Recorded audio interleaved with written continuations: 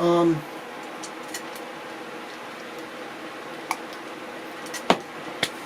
so I just came back from the worst experience of my life. If you hear a fan going, it's warm in here. It's like May, so I just came back not too long ago from the past, and I'll explain. So I have a project. It's a book project. It's about my book, and my book's on Joshua Chamberlain, so I thought, I could go visit Christopher Lloyd and hop in his DeLorean after, I paid him a fee, and, I'd go back to, like the 1900s, speak to the old Joshua Chamberlain. You know how the DeLorean works, it goes back right to the point where you time traveled at. So like, Marty was at the mall, and when you try and time travel, that he was still at the mall, but it was a different thing because it was the past. That's what I thought was going to happen, but that didn't happen, and I ended up in Gettysburg, Pennsylvania, and I met Chamberlain in his prime. All for a grade that I hope I will get. So enjoy, please, because that was horrible.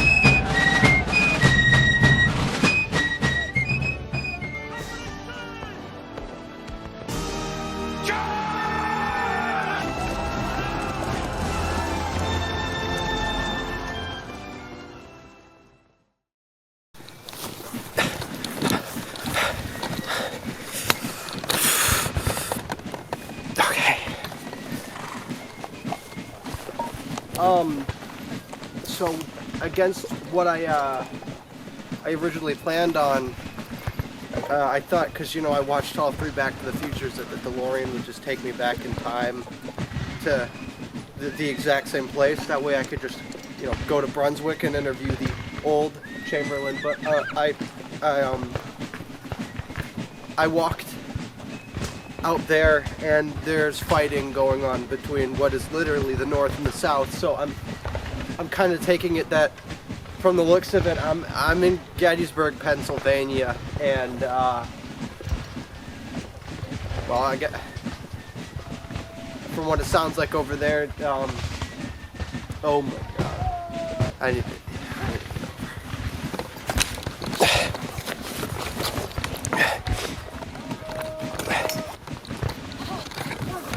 There's a swing set. Why is there a swing set? Nobody's swinging out here.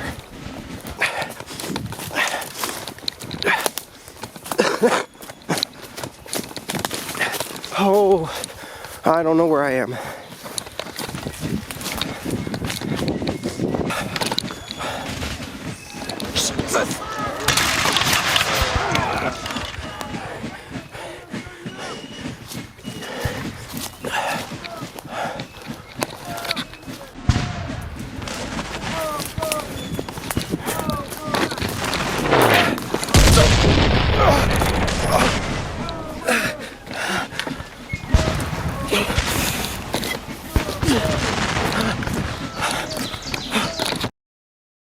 Well, I'm at Gettysburg, specifically in the year 1863, somewhere between early July.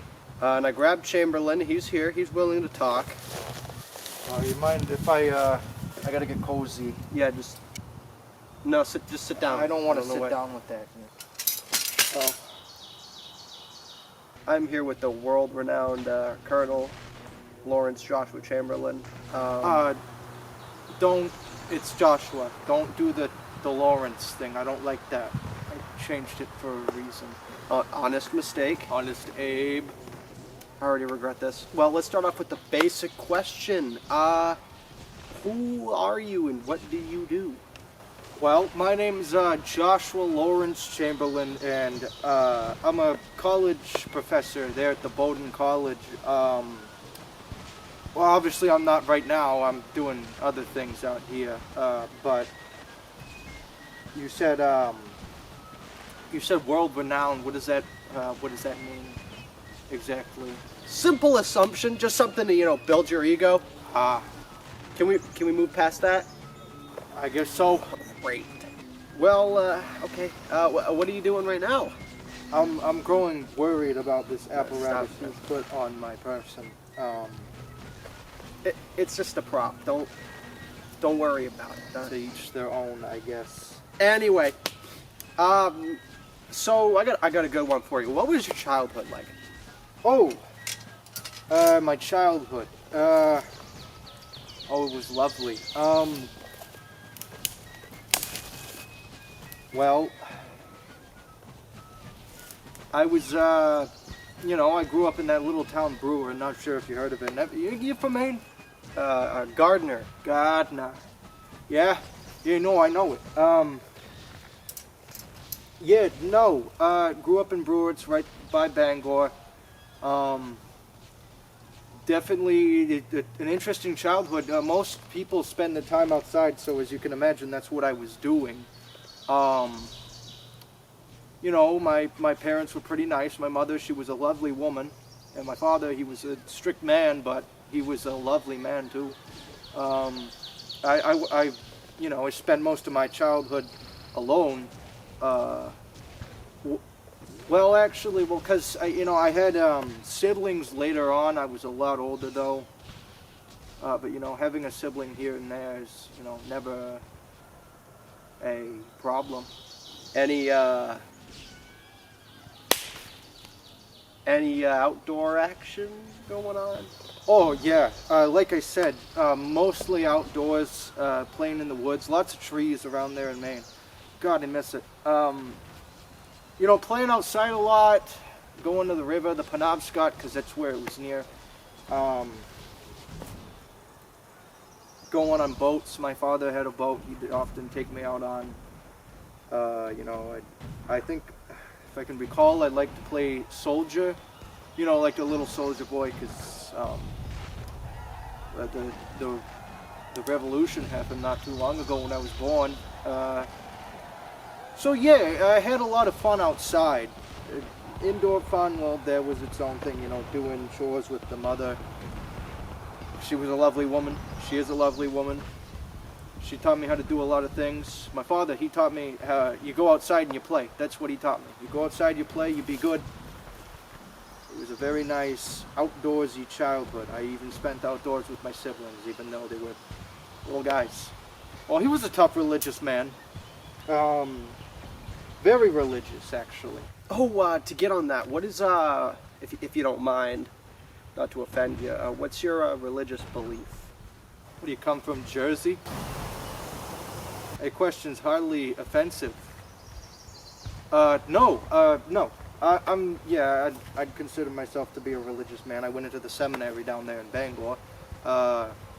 Wanted to become a missionary, go travel across the islands. Traveled across, went to go see things that most boys don't see. It was a blast. I got to, pray and pray. I did a lot of praying, and I prayed. Yeah, that's what life in the seminary was about. So I heard that you graduated from Bowdoin College, and in the 1850s, you excelled. High honors, you got the highest honor rank in the college. Look at you with the knowledge. Yeah, so 1850s, I graduated Bowdoin College, high honor, had to give a speech, and one thing I didn't tell you about myself here is that I don't tell most people, I don't tell the troops, is that I have a speech impediment, real bad. But over time I've overcome the speech impediment, and I've tackled it in ways that most people don't. Because when you go into a college like that, Bowdoin College, you got a lot of languages to learn. Languages I wanted to learn, languages that I took, get high honor. So when it came to delivering the speech, boy, was I nervous. So many people were there, my family. I graduated high honor. and the speech was just devastating. But I got out and I pursued a religious career, and now I'm here, sinning against God with each life I take. But I say my prayer, like I said earlier, but, you know, not to get off of the topic here. Bowdoin College was some good years. And after that, you wanted to pursue a religious career? Right. That's it. Well, I may have missed you with the gun, Yank, but I sure will get you with the sword. God damn you, you... Oh! Oh, you shot me. Oh, you stupid Yankee b****, you shot me. Oh, God. Oh. Ha, ha. So, Oh, there's a bullet deep in my you gut. wanted to become a professor? Am I right? Yeah. So, when I graduated at Bowdoin, I wanted to be a professor there, and when my professor left, you know, it left open some spots for me to go in. And so what I did is I went in for, you know, rhetoric and oratory, and I taught some languages: the Old Norse language, Spanish, German.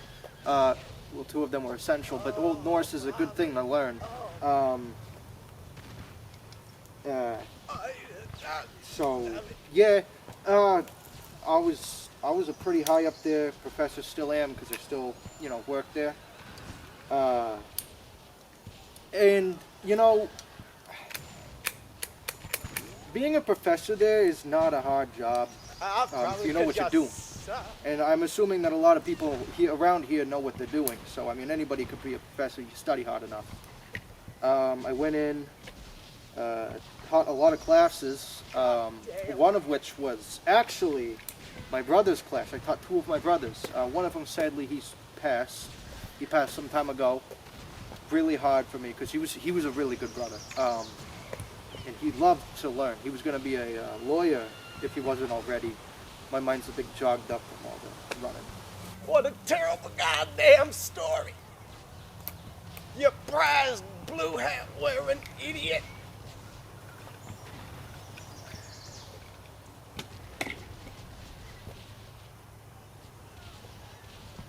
Can't even kill a man up close, gotta shoot him in the stomach because you missed his head.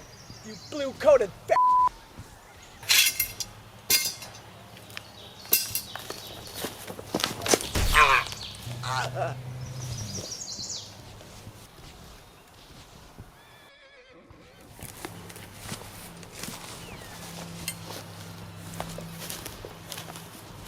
I am so incredibly sorry about that.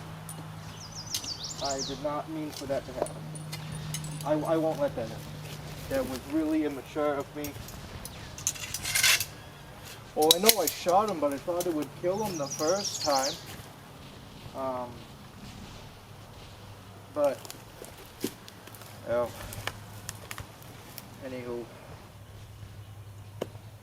I met Harriet Beecher Stowe when I was a student. So what inspired the soldier thing here? Yeah. So I got really bored of home life. You know, things were getting miserable. Family was passing away. Fanny, my beloved wife, she lost her parents. I just needed to get some adventure under my belt because, you know, as much as I liked my career as a professor, you know, I needed adventure. And I still don't regret it. As much as I'd like to go home currently, you know, I don't regret my career choice. So there's that. The soldier thing. So when the war broke out, it was between the North and the South, which is what we're fighting right now. That keeps falling. I'm not going to attend to that. You know, tensions were high to begin with, and finally the South broke off, seceded. I was like, you know, maybe I should take part in this, you know, unify the Union, America. So I go in and I request to the governor, you know, I want to get put into a regiment. And well, this was met with, like, heavy resistance, as I had said before. Peers at the college, co-workers, professors, they were all like, very adamant that I stayed. They didn't want me to die. And again, I touched up on this earlier. But eventually, after just persuasive arguments, you know, arguing, I finally got in, and it's been a blast. It's been dangerous. It's been scary for all of us. It's been really scary, but a new regiment had just formed, the 20th Maine Volunteer Infantry, just there, nearby my area. They slipped me right in. Great colonel leading at the time. His name was Adelbert Ames. Oh my goodness, he was something else. He's a really tough, hard man, and he is a great leader. I couldn't find the best. Ames there fought at the Battle of Bull Run before I enlisted, so he already had experience in combat under his belt, and he's just a great man. Just a really good man, a really hard man, really straight to the point. You need to get something done, he's going to do it. Flies everywhere. So, what was your like first taste of combat? Yeah, Antietam. Really hard battle. So basically what had happened is we were finally moving towards Maryland. We were on a hill almost overlooking the Rebs, and by the time we'd moved down, bullets just flying upon us, and it was a really hard day, a really hard day. But eventually, we get, you know, to the Potomac River, and we get the Rebs, and we get them hard. Good fighting. Rebs couldn't stand a chance against the lot of us. Ames, again, very, very tough on everyone there. Really hard on them. And it made a lot of the soldiers upset. And on top of that, the sickness that was going around at the time. I know my brother, Thomas there, was not fond of Ames. He still isn't. There's no binding him and Ames' relationship because Thomas is a very arrogant boy, but I love him because he's my brother. Just don't tell him that, or I'll have to dispose of you. You know, to cut out the long story, we beat them. We sent the Rebs on a full retreat to Maryland, and it was a really good day for the Union Army. Until it weren't. And next it was Fredericksburg. Fredericksburg. About that. Okay, so got the Rebs on full retreat. Fredericksburg was a real, you know, a test. We'd made it to the river, and the Rebs were right across. And you know, the only way we're going to get them is if we cross the river, so that's what we did. We weren't the first ones in combat. Several regiments had gone in before us, you know, throwing their waves and waves. You should have seen it. It was a massacre. You wouldn't have wanted to see it. Eventually, we were sent across on this pontoon bridge from A to B. It's like a makeshift bridge. They have boats come down and they lay boarding and you go right across. Bullets whizzing at us. Just kidding. We went across quite peaceful. Speech impediment. I have a hard time with peace. Peacefully crossed the river, reciting something from Caesar. I kind of forgot. We made it, and we traversed through the town there at Fredericksburg. We made it to the hills. Now, this is where it was rough. So, it's bushes, field, hill. This is the field. This is the bush. This is the hill. The Rebs, they're all up here. We got Irish. We've got regulars. I like it's Army of Virginia, I'm sure. And then we've got us coming from the bush. So we're marching out through bridges, little man-made bridges, and we're going on this big field. Artillery, bullets, the whole 9 yards. And we had to settle down eventually. So we're about here, all right? And the Rebs are like here. So we're close. Fortunately, the regiments before us, God bless their souls, laid barricades, crude barricades down, and we're just taking bullets upon bullets upon bullets, and we fought back for 2 hard days. The nights, they were cold. They were cold. And when I say cold, I mean cold. You ain't never experienced cold like that.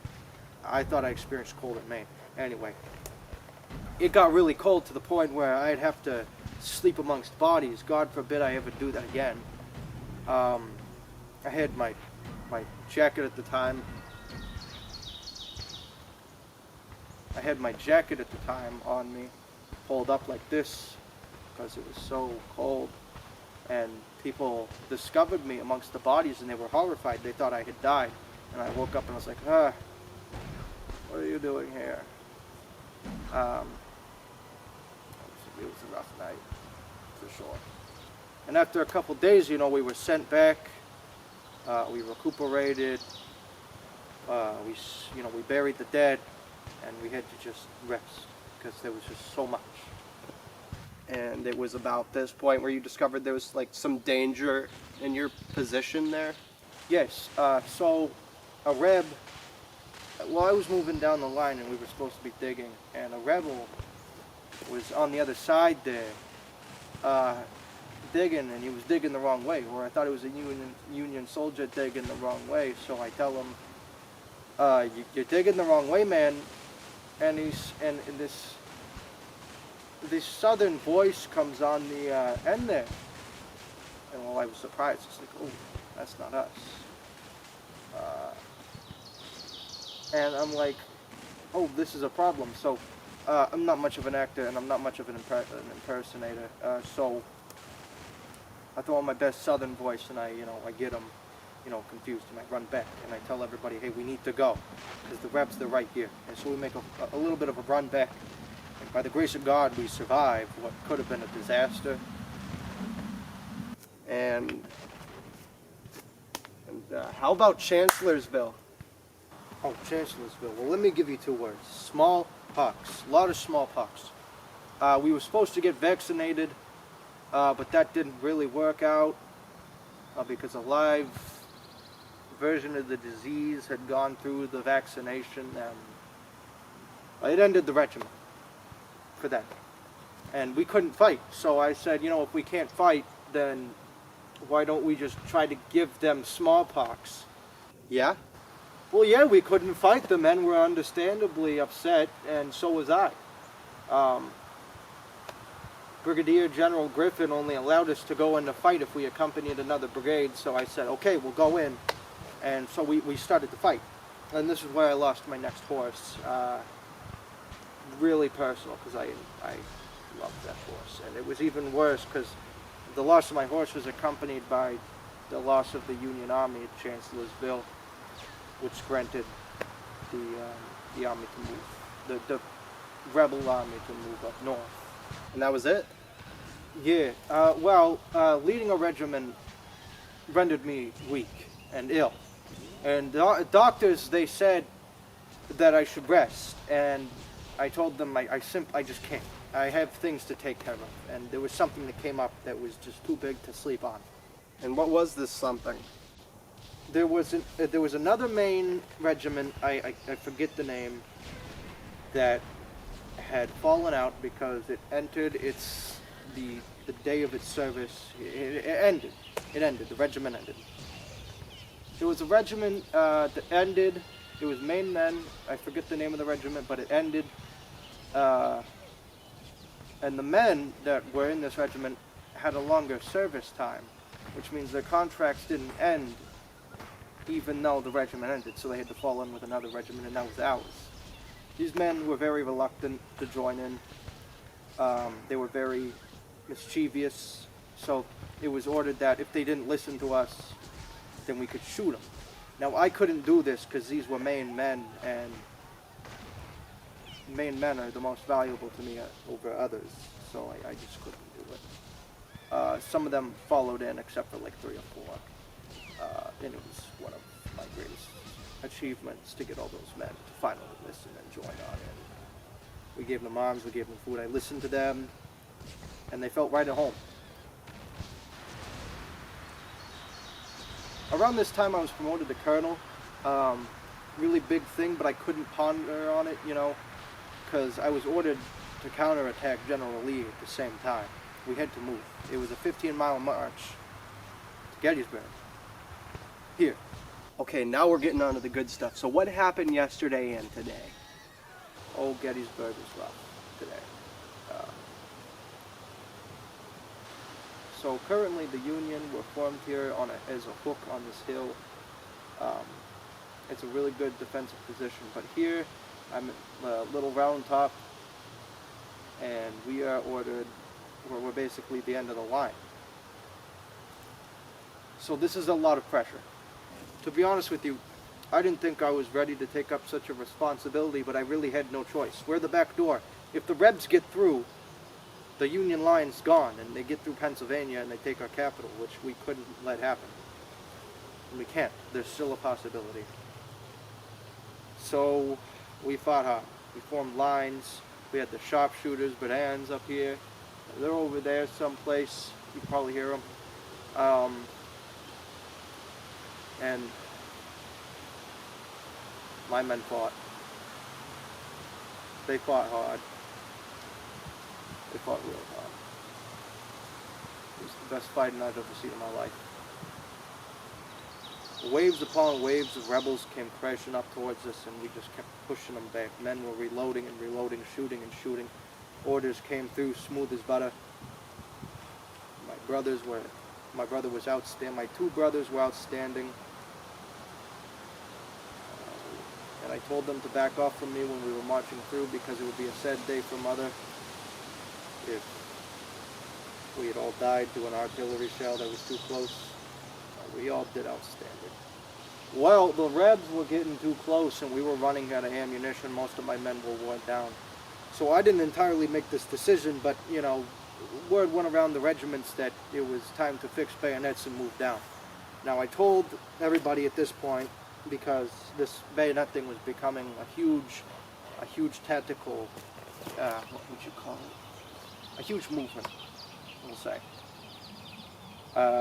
Everybody was doing it, so I told my officers at the time that we're going to swing down, so the Rebs are coming up like this, and we've got a regiment here and a regiment here. Basically, we've got it aligned, and these Rebs are coming up. So I said, we're going to swing down like a door, right down left.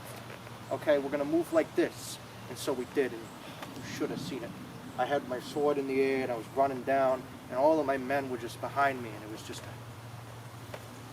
some would call it beautiful. I'd say it was carnage, but it had to be done. We had moved down, and we had swept those rebels like there was no tomorrow. We took it. Oh, that's really cool to hear from the man himself. That's impressive. Is there anything else? An officer had me at gunpoint towards the end. He pointed his pistol at me. Just like this. Just like this. And nothing came out. I consider myself pretty lucky, even though I was wounded a few times beforehand. I was actually hitting my sword. I got a new sheath for my sword because it was hit by a bullet right here. And it was a rough day for the men. But when we took the hill, boy, were we happy. Wow, that's lucky as hell, huh? Well, Colonel, thanks for having the time for me here. It sounds like I gotta go. Oh, that's probably best, seeing how it's getting a little dangerous out here. Oh, one thing. You should try running for the governor of Maine. I heard it's a good job for someone like you. Yeah, now that I think about it, that would be a good idea. Huh? Where do you go? Maybe I'll come back. I'll leave that there. I never noticed this device.